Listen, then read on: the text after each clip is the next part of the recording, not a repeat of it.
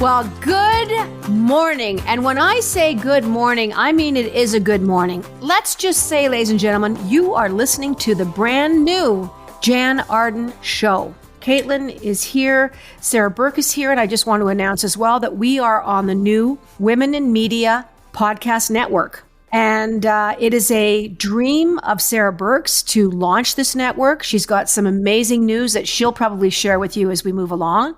So here we are. You will find us, as you always do, on iTunes, on Spotify, wherever you listen to your favorite podcast. We're going to always be making social media announcements so that you have updates.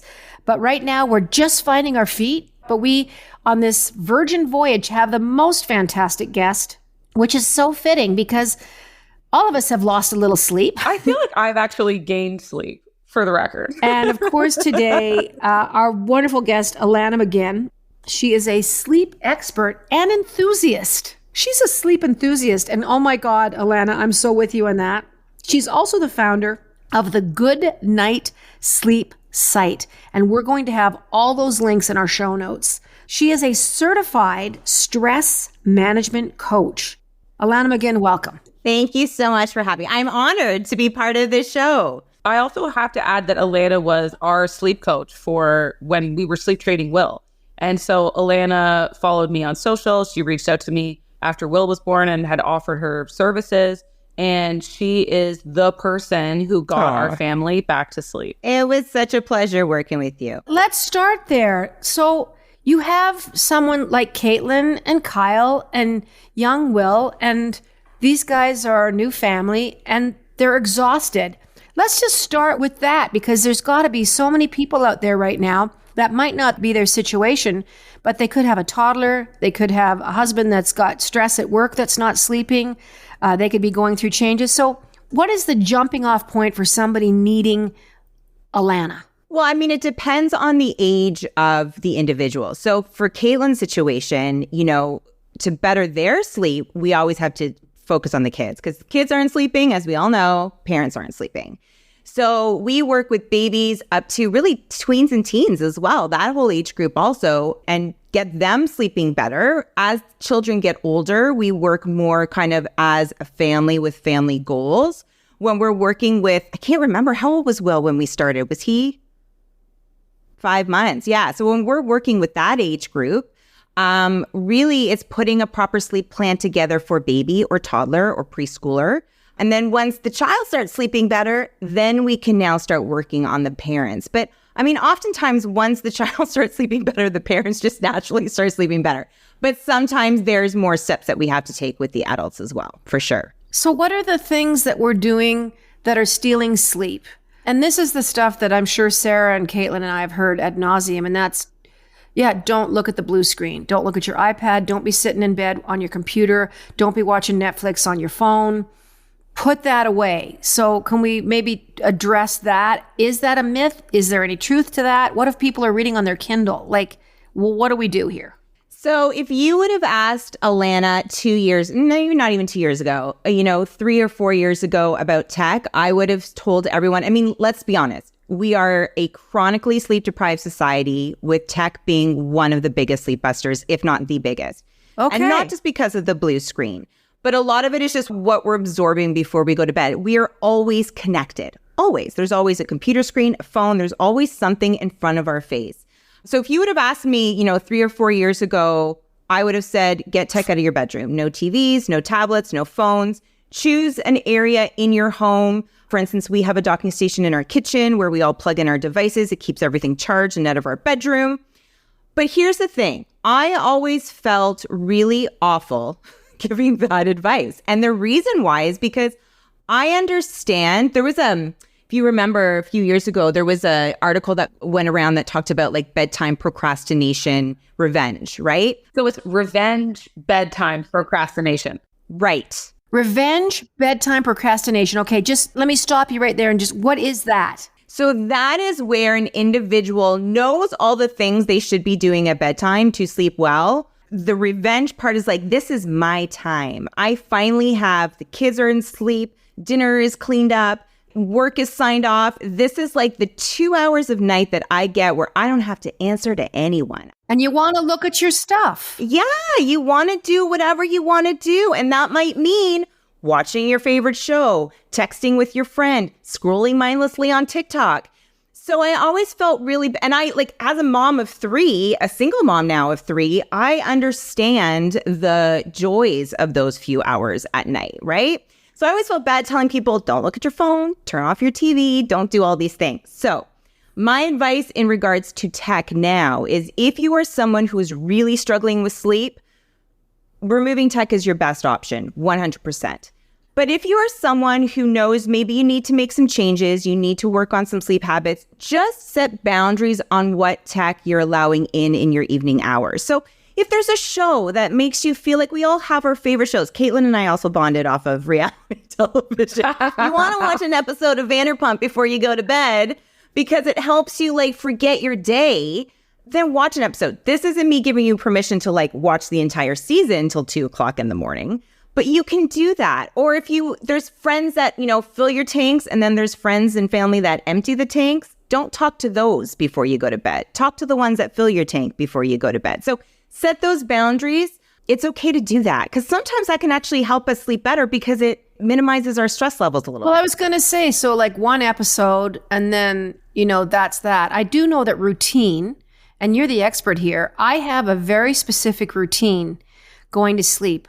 The girls and I have talked about it before. Because I travel 200 days plus a year, I have learned after being on the road for 35 years that I have to have a routine, whether it's after a show at midnight, it's the same for me. And that really does help, even if I'm in different time zones. So speak to routine and how that plays a part in our sleep, because mine is ironclad. If I delineate any one thing in that routine, it bugs me. And I'm not OCD, but I just know what I need to do to help me. No, and I love that. Often we create these really elaborate routines for our kids and we forget that we need to do the same for ourselves. It's hard to go from 100 to 0. And there's so much going on in our world throughout the day that we need to prepare our body and mind to be calm and be relaxed and get ready for bed, especially if an individual like yourself who's traveling so much, you're sleeping in different places. Routine is so important because it's bringing that familiar environment or familiar routine in an unfamiliar space, right? Super important. So creating that routine for us, even as adults, is just as important because, like I said, we have to prepare our body and mind to go to bed. So you can break it out in however you want. I like to look at it as, I call it like a power down hour. So you have 1 hour and you're breaking it up into 3 20-minute increments. So the first 20 minutes, let's prepare for the next day because nothing gets our mind going than thinking of that to-do list. And especially as women, we have so many tabs open in our brain. What do we have to do tomorrow? What do we have to do next week? What do we have to do anytime? So, writing out your to-do list, choosing your outfit, packing your lunch, like whatever you have to do to kind of clear your brain, give your brain that dump. The next 20 minutes is you time. So it's washing your face, brushing your teeth, changing into your pajamas. That in itself, that simple task of just changing into PJs, because many of us are still working from home. Many of us are in pajamas all day long. Well, that's just it. Exactly. We're going to bed in the same outfit we woke up in, right? So it's little cues like changing into pajamas that cues your brain that it's time to go to bed. Alanna, it really does. There is so much comfort. There is so much frickin' fucking joy in my heart when I put my pajamas on.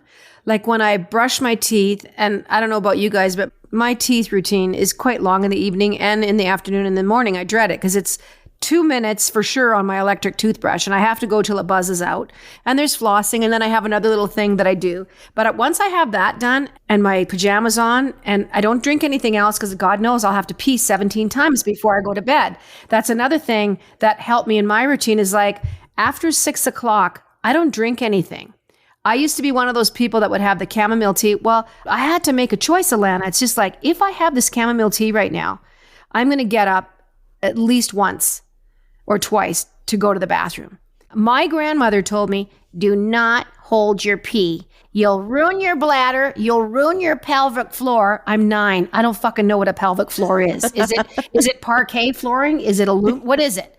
Can we walk on it? Is it washable? Can you mop it? So when I even have the slightest, when my brain's like, ding, you got to pee, I don't hold it. A lot of people can force themselves back into sleep. It's a terrible thing to do to your body. Stagger up, stay in your haze. Don't pee in the closet. Actually try and make it into your bathroom. I have done that, and I'm not kidding you. And I was as sober as a judge. I was in a hotel. I didn't know where I was. I backed up onto the luggage rack and I peed. I was so asleep and so tired. And honest to God, I used to drink a lot and I was as sober as a fucking carrot. I peed. But anyway, enough about me. Yeah, we always want our body to be focused on sleeping. So when our body is busy doing something else like holding in pee, and that's the worst, I'm with you. Like I have to get up and pee if I have to pee. There's no way I can. And if I do fall back asleep, it's never a great sleep because your body is now focused on your bladder, not focused on restorative sleep. That's the truth, right? So get up and go. 100%. Okay. If your body's busy trying to regulate temperature, or if you had a really big meal right before you go to sleep and now your body is busy digesting the food, you're not going to sleep as well. It can't do more than one thing at a time. And listen, as we get older, we have to make adjustments here or there. The amount of liquid that you drank before you go to bed, maybe you can't do now. The kind of foods you ate before you go to bed, maybe you can't do now. That happens. So you have to always know what your personal sleep needs are, how things affect you. I mean, I will always and forever be jealous of those people. And there are those people that can drink a cup of coffee before they go to bed. Like, I know those people. I have a 92-year-old friend that drinks tea, caffeinated tea. There's more caffeine in some teas than there is a cup of coffee. Oh, it's never bothered me. And it helps me go to the bathroom in the morning. Yeah, I'm not that person either. There's so many things I want to ask you. Alcohol. Let's talk about it. Everyone who's ever gone out on a Friday night, had that late meal at a restaurant, had 2-3 glasses of wine, knows that it's like a given. I'm going to sleep like shit. I'm going to feel like crap. I'm going to wake up at 3 o'clock in the morning because I've had a few drinks. So address alcohol. What does it do to our sleep? How does that affect us?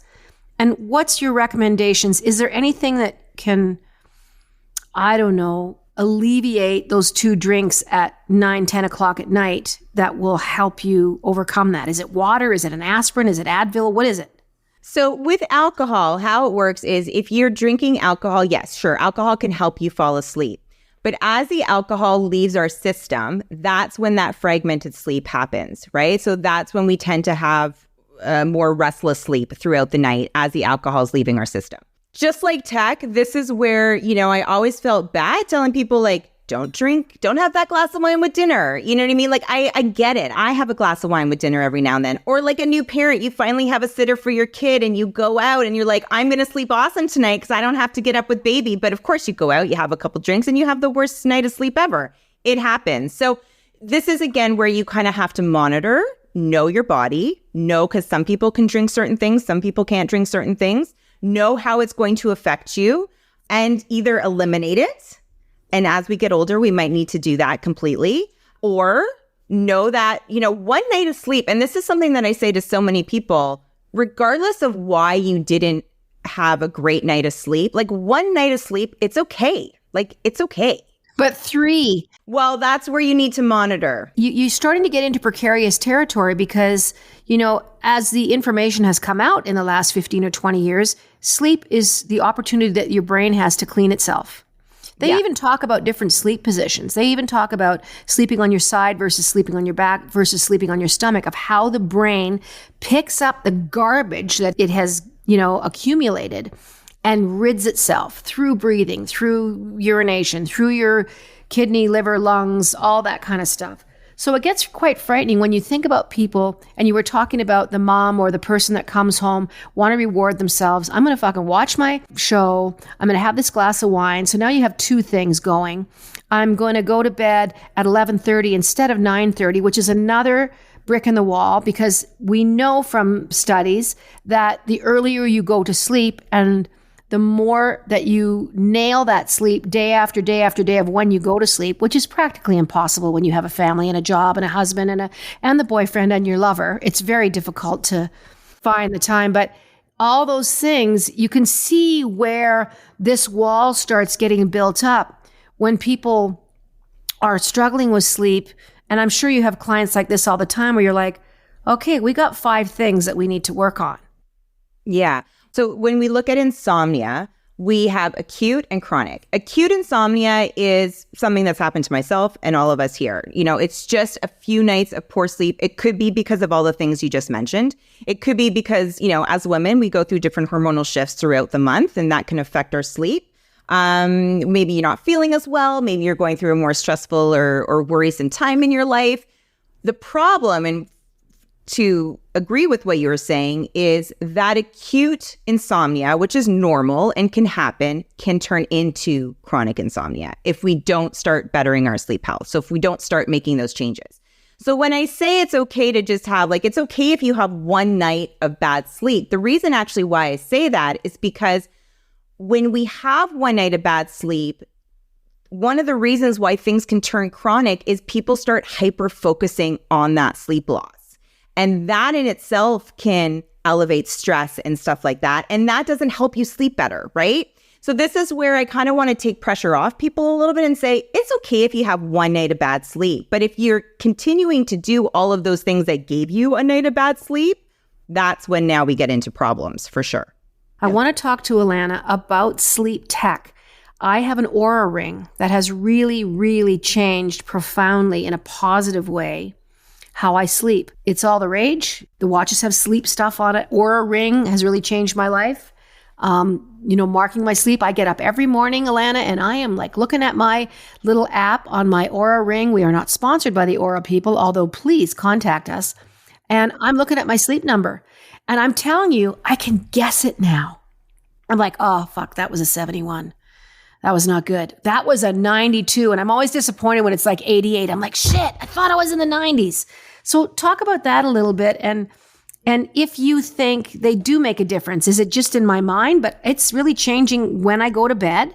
It tells me, get ready, because your window, and it shows me on a little watch face, is the next 75 minutes. You need to be in there and reading your book and doing your thing. So that reason alone is why I love the sleep tech that's coming out. It's changed a lot in the past couple of years in terms of trustworthy information that we're getting. So if we look at something like the Oura Ring or, the Apple Watches and things like that. So here's the thing. I have a love-hate relationship with sleep tech because I don't fully believe that it gives you exactly the proper information. If you really want your sleep properly tested, the best thing that you can do, and really the only thing you should do, is an EEG. So this is where you are going through a sleep study, you're sleeping in a sleep lab or clinic. It's monitoring your brain waves, it's monitoring your breathing patterns, it's monitoring your limb movements, it's monitoring, you're hooked up to everything. I don't know if anyone's ever had a sleep study done. I have. It's not the most comfortable night of sleep, but it really does give you the information that you need. So I don't feel that the tech is there yet. I feel like we'll get there for sure. I mean, we know that. I don't know that it's entirely there yet. What I love about the sleep tech is what you mentioned. It makes you more focused on your sleep health. So if we look at our I say 3 pillars of sleep health, but I'm going to extend that to 4. We look at nutrition, we look at exercise, we look at connection. That's the 4th that I'm going to add, because if we've seen anything in the past 5 years, we know how important connection is. And then we look at sleep.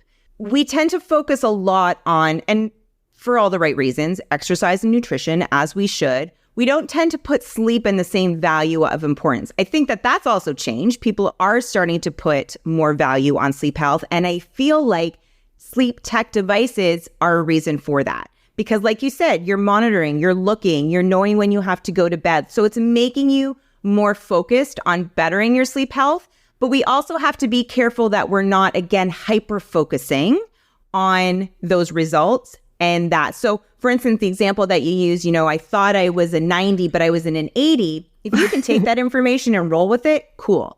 But then there are some people who might look at that, and now that's going to kind of, amplify their stress and anxiety that they're already feeling about perhaps not sleeping well. So we have to be careful with that. You haven't asked me this question, but I feel like I have to just mention it.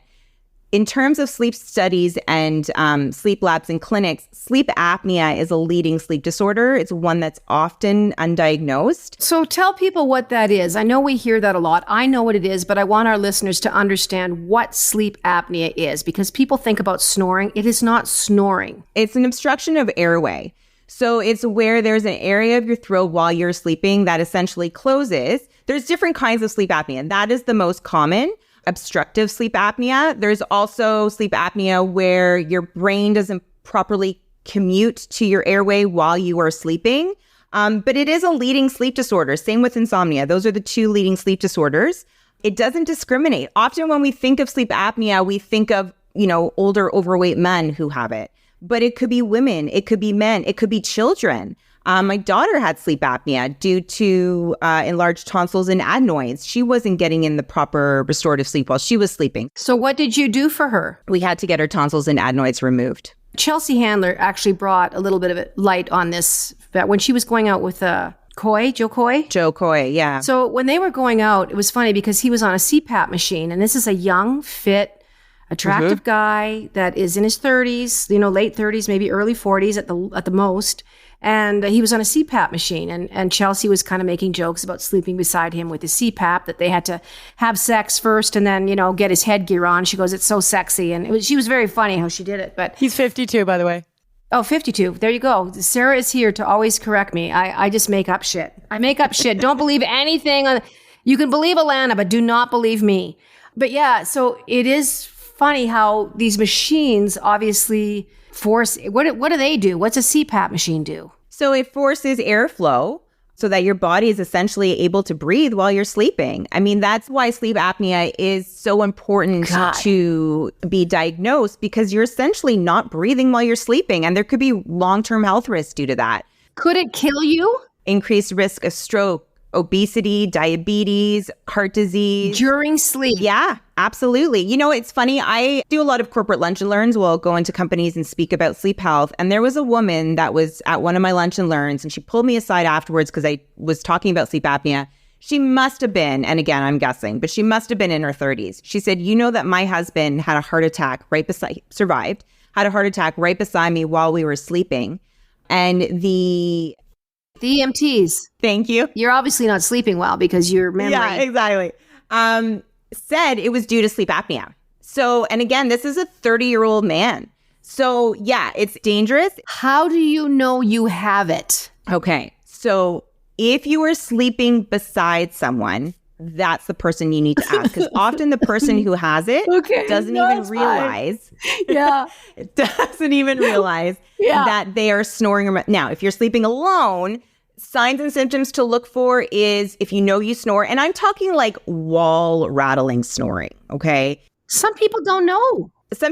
But if you're waking up with dry throat, with headaches, if you're showing a lot of excessive daytime sleepiness, and I'm not just talking like fatigue or low energy, I'm talking about you're falling asleep at red lights, you're falling asleep in meetings, you cannot keep your eyes open sitting at your cubicle. That to me is a red flag that sleep is getting lost somewhere at night if you are that tired during the day. So that's where you would go to your doctor, you would have a conversation with them, and then they would then refer you to have a sleep test done, either at a lab or a clinic, and you would get diagnosed. The normal treatment for it is CPAP machines. It's really the best treatment for sleep apnea. Many people are concerned about how they would feel sleeping, and it might not be that comfortable, or they're worried about, sleeping beside someone, like Chelsea was saying, with the CPAP machine on. But listen, I would rather be sleeping beside somebody with a CPAP than listening to that snoring all night too, right? So I broke up with him. That's a terrible message, Sarah. Not just because of snoring. But I want to add, though, that one of my good friends has a CPAP machine, and he's a young guy, too. He's always snored. It runs in his family. They joke that their whole family goes on vacations now, and they all bring their little CPAP case with them at the airport. But he said he initially felt concerned that he was not going to be able to sleep properly with the mask on. And now it hasn't even been that long, and he's like, I will not travel even one night without it. Like, that's how much it's improved his sleep. And sometimes until you start getting that really deep restorative sleep that you've probably been missing for a long time, you don't realize how good it feels and that you will do literally anything, including sleep with a giant hose attached to your face, to maintain that quality of sleep. It can be a game changer on your life, like 100%. So many people that I speak to on the other side of it that are now diagnosed and using CPAPs, I mean, they're like, I didn't realize how shitty I felt with sleep apnea until I was now, using the CPAP machines. So because, often when you have sleep apnea and then you start using the CPAP, a lot of bad sleep habits have been picked up along the way. So I kind of then work on the sleep hygiene part of it once they're diagnosed and using the CPAP to do an overall kind of sleep wellness plan. So here's a myth you can dispel for me, perhaps. I've read many articles late at night on my iPhone as I'm getting ready to go to bed. God, Jesus, this is just a vicious circle, isn't it? But they speak to people that go to bed early and get up early, literally have a longer lifespan, scientifically proven. Early to bed, early to rise, those age-old myths that were kind of handed to us as young people. Early to bed, early to rise, you live longer. Is there any truth to that? So the term night owl or lark, there is truth to that. You can be a natural night owl where you tend to go to bed later and tend to sleep in later in the morning, or you can be a natural lark where you tend to go to bed earlier and wake up earlier. The reason why I'm going to talk more about the morning wake time than I am the bedtime, because our bedtime really should be due to what time we wake up in the morning. And the reason why the morning routine is so important, more so important in all honesty than our bedtime routine in terms of sleeping better, is because the time that we wake up in the morning and what we do in the morning starts off our day, starts filling our sleep drive. And I'll speak to that. That in itself is going to help us fall asleep a lot better at night. So what I mean by that is your morning routine, think of your sleep drive as a sleep tank. Okay. So it's whether you've had a good night of sleep or not, when we wake up, our sleep tank, our drive is on empty. Our goal throughout the entire day is to fill that tank full, fill that pressure full. That's going to help us fall asleep a lot easier. It's also going to help us get more restful sleep throughout the night and stay asleep more consistently. Ways to do that is waking up at, as you were saying, more consistent times in the morning. So first step of sleep hygiene, consistent sleep patterns. Try to go to bed at the same time every night. Try to wake up at the same time every morning. 80-20, right? 80% of the time, try and keep as consistent as you can with your sleep patterns. Opening up the blinds, immersing yourself in that natural light, moving your body. These are all important tools to start helping us build that drive for sleep to help us fall asleep a lot easier, which then in turn is going to better our health and give us that longevity, right? So yes, we want to focus on bedtime routine and we touched on that, but you also really want to focus on that morning routine. And the one tip that I actually got from Martha Stewart when I listened to her talk, don't check your phone or your emails at least 30 minutes when you wake up. Give that 30 minutes to yourself. It could be a walk. It could be a quiet cup of coffee. It could be yoga. It could be something. Don't check in with the world for at least 30 minutes to not bring in that stress, right? As soon as we check our phone, it's like, boom, we're instantly connected, and that we carry with us all day. How sad would it be if you spent that half hour in the morning doing whatever you're doing and the text was, call 911, I'm being kidnapped right now. It's an extreme. Okay. And it's too late. Sarah's gone. She's in the trunk of a car. And it's because I was selfishly fucking making lemonade and sewing an apron in the morning, Sorry, Sarah. As we get older, as I've gotten older, and I am the matriarch of this group, I wake up earlier. So I usually wake up between 5 and 5:30 now, which is probably exactly what you just spoke to. I go to bed earlier because my body knows I could, conceivably go, I can sleep in tomorrow. My body does not work that way. I'm on hormone replacement. It's a long story. I won't get into that. But I wake up between 5 and 5:30. Just bing. I don't fall back asleep. I'm not going to fall back asleep. I'll lay there for 20 minutes and be very mindful about the day. I'll pet the dog and he knows, like, she's awake now. And it is more difficult when it's pitch black in the house. I'm not going to lie. I much prefer the summer when the light is coming up through the curtains at 5:15 and it feels like a more natural launch into the world. But you will start getting up earlier as you get older. That's just what happens. So even if you're going to bed at 12 or 1 o'clock in the morning, you're going to wake up when you wake up. You go to bed at 1:30 in the morning because you've had a late night, but you're going to be up. The idea of waking up at 9 is not real. Your body's not going to fall back to sleep again.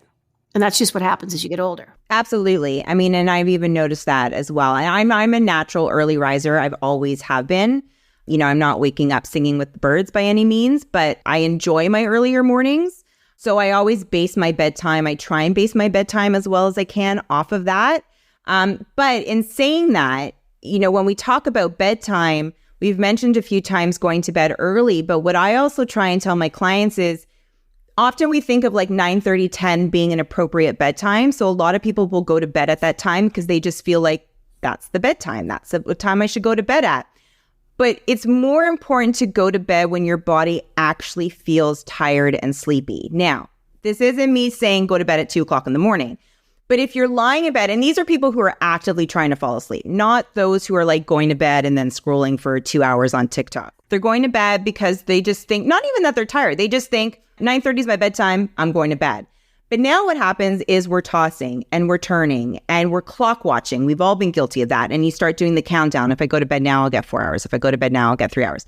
That doesn't help. The more awake time that we spend in bed, it weakens that positive association between sleep and our bed. So my advice to those individuals is start logging your sleep for a week or two. And if you find that you're going to bed at 9:30, but you're not actually falling asleep until 11, 11:30, maybe 12, that should then be your bedtime. That's when now you need to kind of shift it a little bit and start going to bed a little bit later rather than what people would think I would recommend in going to bed earlier. That's what my therapist told me. It's actually a form of CBTI. So cognitive behavioral therapy for insomnia it falls under that umbrella.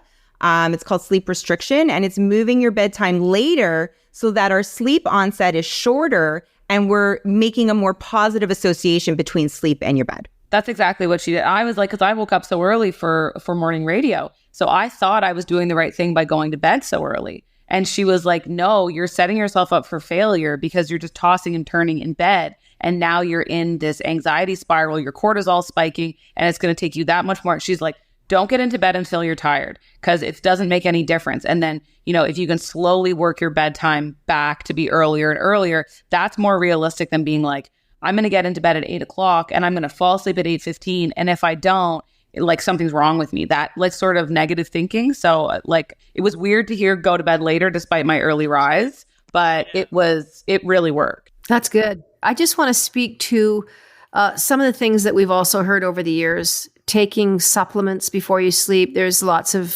things about melatonin and magnesium. You know, have a banana before you go to bed. Have a warm glass of milk. Barf. Don't drink milk. Whatever you do, stay away from dairy.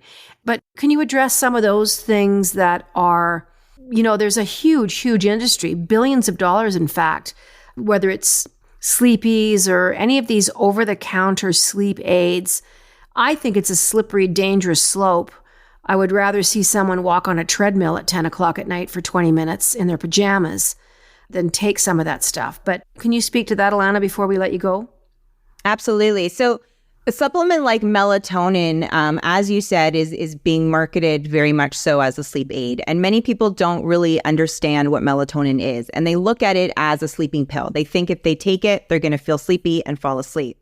Melatonin is actually a natural hormone that we all possess. It's very rare to be deficient in melatonin.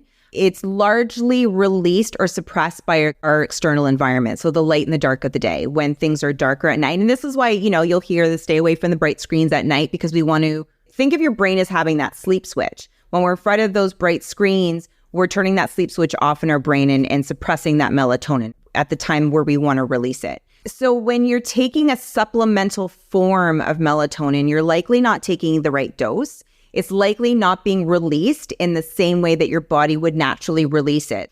Now, in saying that, there are individuals who can benefit from melatonin. So if you're someone who travels a lot, you're going through different time zones, it resyncs your natural 24-hour clock, right? Your natural circadian rhythms. For some people who are perhaps on some medications, ADHD medications, it can help with that a little bit. But it's being used far too often and far too much because it's also just over the counter. It's so readily available.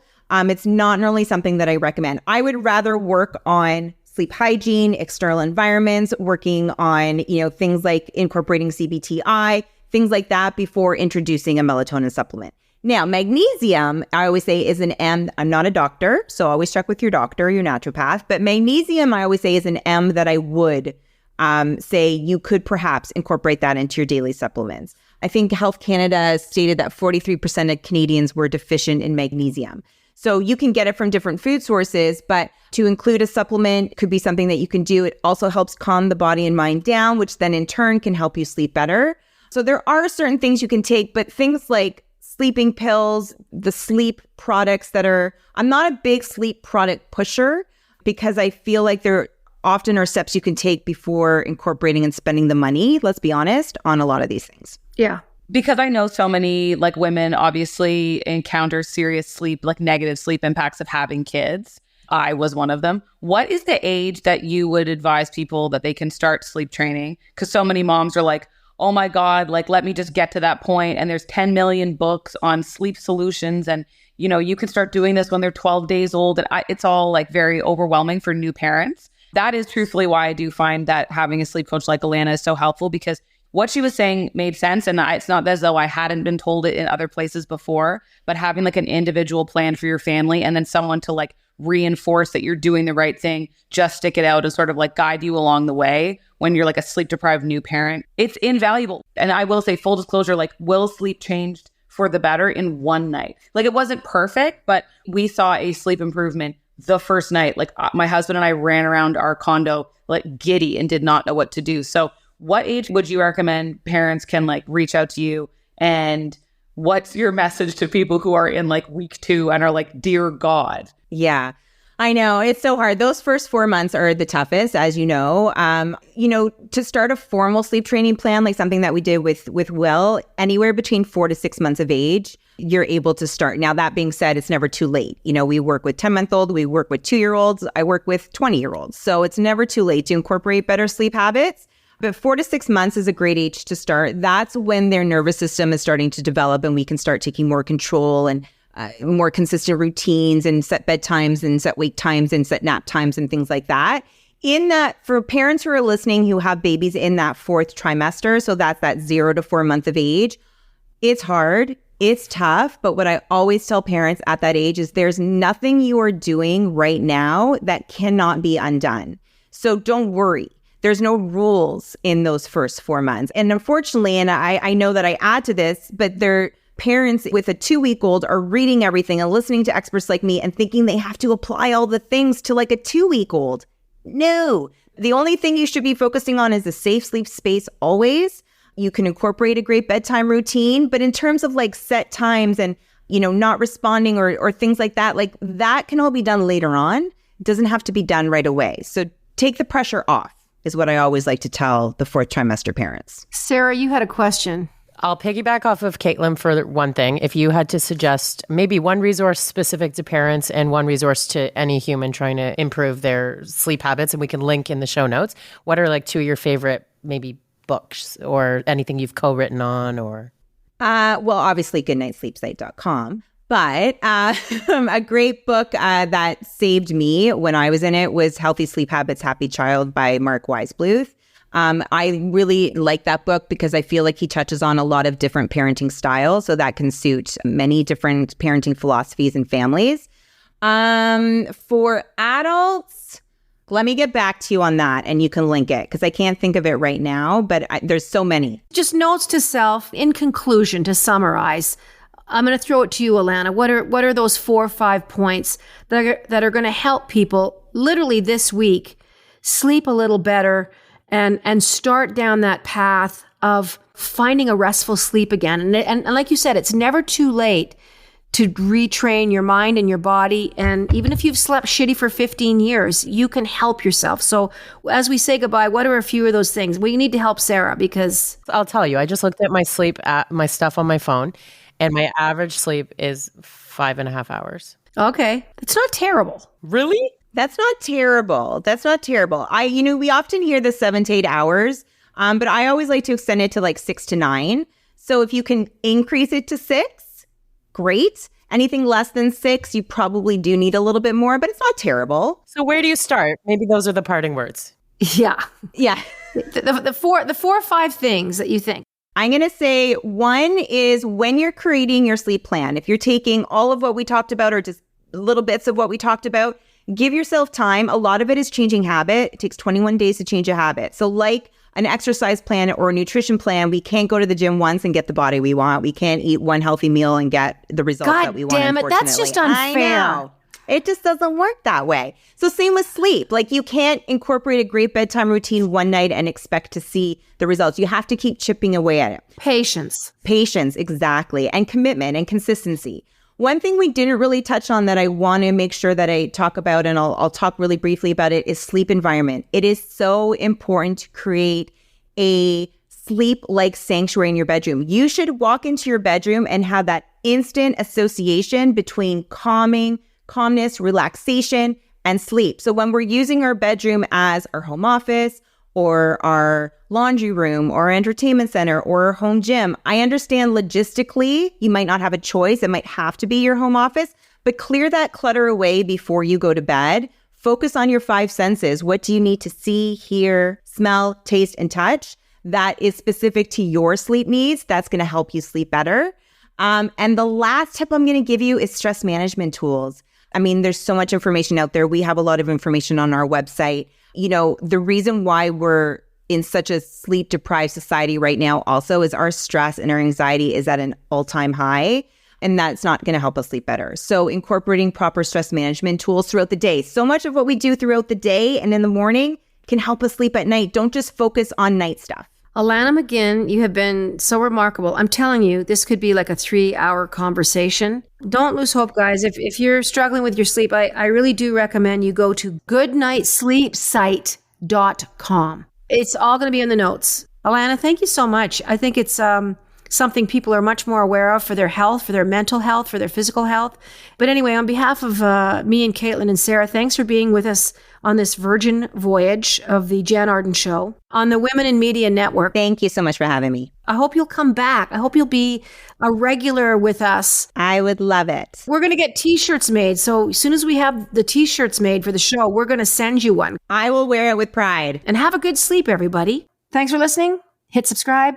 Go to JannArdenPod.com. The Jann Arden Podcast is available on Spotify, Apple Podcasts, or wherever you get your podcasts. We'll see you next time. Toodly-doo.